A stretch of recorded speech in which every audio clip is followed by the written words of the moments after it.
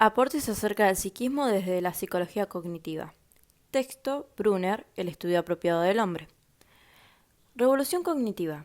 El objetivo de esta revolución fue recuperar la mente en las ciencias humanas después de un largo objetivismo. Brunner afirma que esta revolución se fue desviando hacia problemas que son marginales. Esto no quiere decir que haya fracasado. De esta surge una nueva revolución cognitiva que se basa en un enfoque más interpretativo del conocimiento cuyo centro de interés es la construcción de significados. Su meta era descubrir y describir formalmente los significados que los seres humanos creaban a partir de sus encuentros con el mundo, para luego proponer una hipótesis acerca de los procesos de construcción de significados en que se basaban. Se centraba en las actividades simbólicas empleadas por los seres humanos para construir y dar sentido no solo al mundo, sino también a ellos mismos. Su meta era instar a la psicología a unir fuerzas con sus disciplinas hermanas de las humanidades y las ciencias sociales, de carácter interpretativo. Hoy en día, nuevos centros de psicología cultural, antropología cognitiva e interpretativa, lingüística cognitiva y sobre todo una próspera industria de ámbito mundial que se ocupa, como nunca había sucedido desde los tiempos de Kant, de la filosofía de la mente y del lenguaje.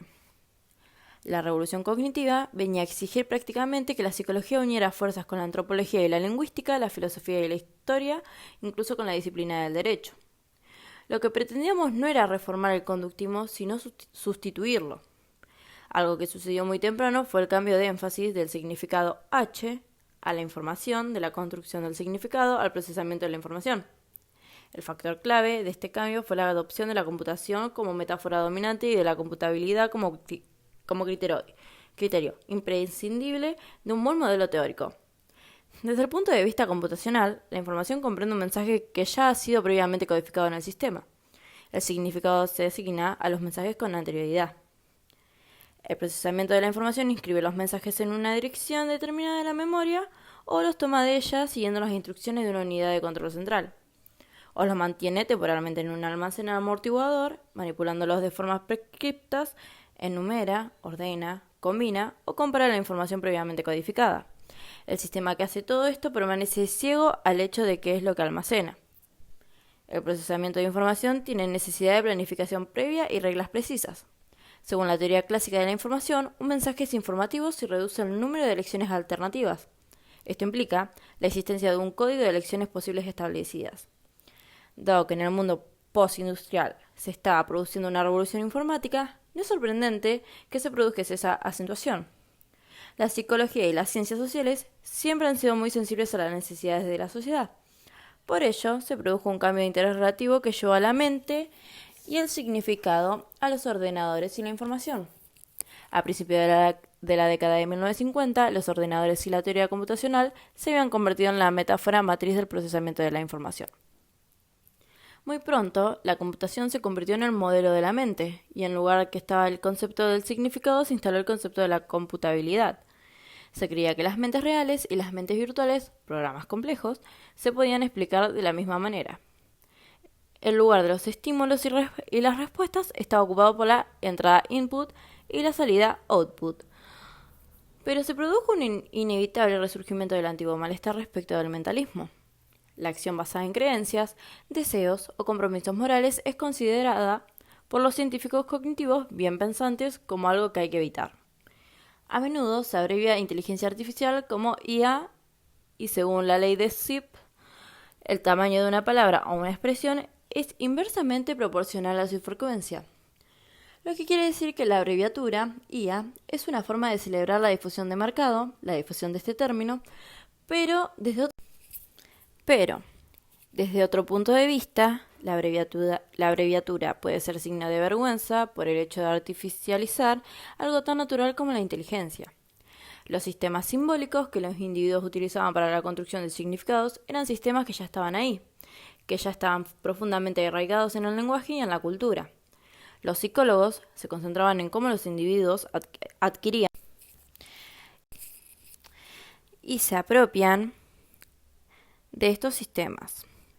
Se sentían interesados por la disposición innata específica del hombre para el lenguaje, pero no prestaban atención al impacto que la utilización del lenguaje tenía sobre la naturaleza del hombre como especie. Tardaron mucho en darse cuenta plenamente de lo que la aparición de la cultura significaba para la adaptación y el funcionamiento del ser humano. La cultura se había convertido en el mundo al que teníamos que adaptarnos. Clifford dice que sin el papel constructivo de la cultura somos monstruosidades imposibles, animales incompletos sin terminar, que nos complementamos o terminamos a través de la cultura. Esas conclusiones son actualmente banales para la antropología, pero no para la psicología. Hay 3 buenas razones para mencionarlas. La primera es una cuestión metodológica de hondo calado. El argumento constitutivo, la participación del hombre en la cultura y la realización de sus potencialidades mentales a través de la cultura, hacen que sea imposible construir la psicología humana basándonos solo en el individuo. La segunda razón es consecuencia de lo que acabamos de decir, y no menos convincente. Dado que la psicología se encuentra tan inmersa en la cultura, debe estar organizada en torno a estos procesos de construcción y utilización del significado que conectan al hombre con la cultura. En virtud de nuestra participación en la cultura, el significado se hace público y compartido. Nuestra forma de vida, adaptada culturalmente, depende de significados y conceptos compartidos y depende también de formas de discursos compartidos, que sirven para negociar las diferencias de significado e interpretación. El niño no entra en la vida de su grupo mediante la ejercitación privada y autista de procesos primarios, sino como participante en un proceso público más amplio en el que se negocian significados públicos. Y en este proceso, los significados no le sirven de nada menos que consiga compartirlos con los demás. Vivimos públicamente mediante significados públicos y mediante procedimientos de interpretación y de negociación compartidos. La interpretación, por densa que sea, debe ser públicamente accesible o la cultura caerá en la desorganización y sus miembros individuales con ella. La tercera razón por la que la cultura ha de ser un concepto fundamentado de la psicología rápida en el poder de lo que voy a denominar folk psychology, psicología popular. La psicología popular es la explicación que da la cultura de qué es lo que hace que los seres humanos funcionen. Consta de una teoría de la mente, la propia y la de los demás, una teoría de la motivación y todo lo demás. La psicología popular, aunque cambie, nunca se ve sustituida por paradigmas científicos. Ello se debe a que la psicología popular se ocupa de la naturaleza, causas y consecuencias de aquellos estados intencionales, creencias, deseos, intenciones, compromisos, despreciados por el grueso de la psicología científica, en su esfuerzo por explicar la acción del hombre desde un punto de vista que éste fuera de la subjetividad humana, lo que Nagel denomina el punto de vista de ninguna parte. La psicología popular no es inmutable. Varía el tiempo que cambian las respuestas que la cultura da al mundo y a las personas que se encuentran en él. Nos experimentamos a nosotros mismos y a los demás mediante categorías de la psicología popular. Es a través de la psicología popular como la gente se anticipa y juzga mutuamente, extrae conclusiones sobre su vida y si merece o no la pena, entre otras cosas. Cuestiones fundamentales de la psicología científica. La primera cuestión tiene que ver con la restricción y depuración de los estados subjetivos, no tanto como datos de la psicología, ya que el operacionalismo no permite aceptarlos, por ejemplo, como respuestas discriminativas, sino como conceptos explicativos. La psicología popular parece cometer el pecado de elevar la subjetividad a un estatus explicativo. Para el autor, la desconfianza que provoca el subjetivismo de nuestros conceptos explicativos tiene que ver con la supuesta discrepancia que existe entre lo que las personas dicen y lo que hacen de verdad. Una psicología sensible a la cultura está y debe estar basada no solo en lo que hace la gente, sino también en lo que dice que hace y en lo que dice que la llevó a hacer lo que hizo. También tiene que ocuparse de lo que la gente dice que han hecho los otros y por qué. Y lo más importante, se ocupa de cómo dice la fuente que es un mundo. Desde el rechazo de la introspección como método fundamental de la psicología, hemos aprendido a considerar que esos relatos verbales no son de fiar, incluso que de alguna extraña manera filosófica no son verdad. Juzgamos lo que la gente dice sobre sí misma y sobre su mundo, sobre los demás y sus mundos respectivos, en función casi exclusivamente de si predice o proporciona una explicación verificable de lo que hace, ha hecho o hará. Si no es así, tratamos lo que se ha dicho como nada más que un error e ilusión, o lo consideramos como un síntoma que adecuadamente interpretado nos llevará a la verdadera causa de la conducta cuya predicción era nuestro legítimo objetivo. Freud alimentó esta actitud mental, ya que Freud se adhería a veces a un modelo fisicalista del siglo XIX que fruncía el ceño ante explicaciones que tengan que ver con estados intencionales. La acusación de que lo que la gente dice no es necesariamente lo que hace lleva una curiosa implicación, que lo que la gente hace es más importante, más real, que lo que dice, o que esto último es solo importante por lo que puede decirnos sobre lo primero.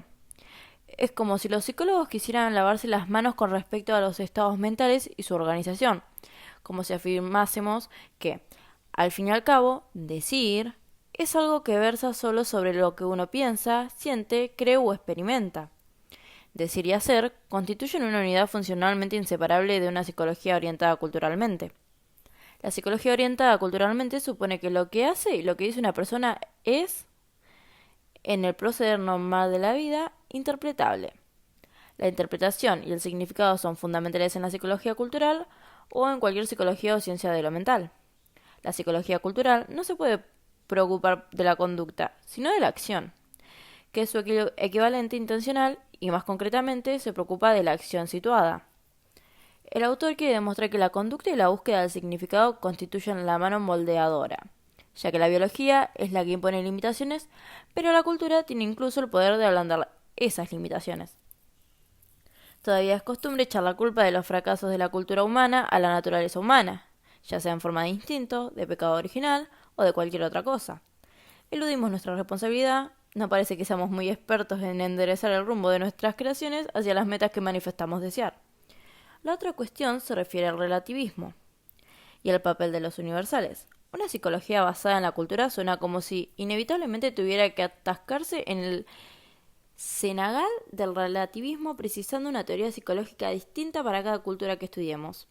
La tesis básica del constructivismo es simplemente que el conocimiento es correcto o incorrecto, dependiendo de la perspectiva que hayamos decidido tomar. Los aciertos y los errores de este tipo no equivalen a la verdad o falsedad absoluta. Lo mejor a lo que podemos aspirar es a ser consciente de nuestra propia perspectiva y de la de los demás cuando decimos que algo es correcto o es incorrecto. William James afirma que lo verdadero es lo que es bueno en materia de creencias. Rory añade que lo que quiere decir esto es que no sirve de nada que nos digan que la verdad es correspondencia con la realidad. Hay dos puntos de vista psicológicos seductivos, erróneos, que tratan sobre cómo elegimos la perspectiva. Uno de ellos se basa en un aparato aparentemente racionalista, el otro es románticamente irracional. Este sostiene que los valores están en función de reacciones viscerales, conceptos psíquicos desplazados, el temperamento y cosas por el estilo. En la medida en que lo irracionalista toman en cuenta la cultura, lo hacen como una fuente de aprovisionamiento, una especie de restaurante de autoservicio de valores entre lo que uno elige en función de sus impulsos o conflictos individuales. Los racionalistas tienen un punto de vista muy diferente, que deriva fundamentalmente de la teoría económica y cuyo ejemplo más característico es quizás de la teoría de la elección racional. De acuerdo con esta, nuestros valores se ponen de manifiesto en nuestras elecciones, situación por situación, y guiados por modelos racionales, como la teoría de la utilidad, las reglas de optimización, la minimización del dolor o lo que sea. Estas elecciones revelan notables regularidades, que recuerdan mucho el tipo de funciones que pueden observarse en los experimentos del condicionamiento operante con palomas. La teoría de la elección racional tiene poco o nada que decir sobre cómo se forman los valores, si se trata de reacciones viscerales, si están históricamente determinados o qué. Tanto el enfoque racionalista de los valores como el irracionalista pierden de vista algo que es crucial. El compromiso con formas de vida determinadas es inherente a los valores y las formas de vida. En su compleja interacción constituyen una cultura. La psicología científica reitera, con razón, que tiene derecho a atacar, discutir e incluso reemplazar los postulados de la psicología popular. Insiste en su derecho a negar la eficacia causal de los estados mentales y de la cultura misma. Llegó incluso al extremo de acentuar conceptos tales como libertad y dignidad al reino de la ilusión, aunque sean conceptos esenciales del sistema de creencias de una cultura democrática. En esta posición extrema se dice a veces de la psicología que es anticultural, antihistórica y que su reduccionismo es antiintelectual. La psicología científica se moverá mejor cuando reconozca que sus verdades, como todas las verdades acerca de la condición humana, son relativas al punto de vista que adopte respecto de esa condición. La psicología popular necesita ser explicada, no descalificada.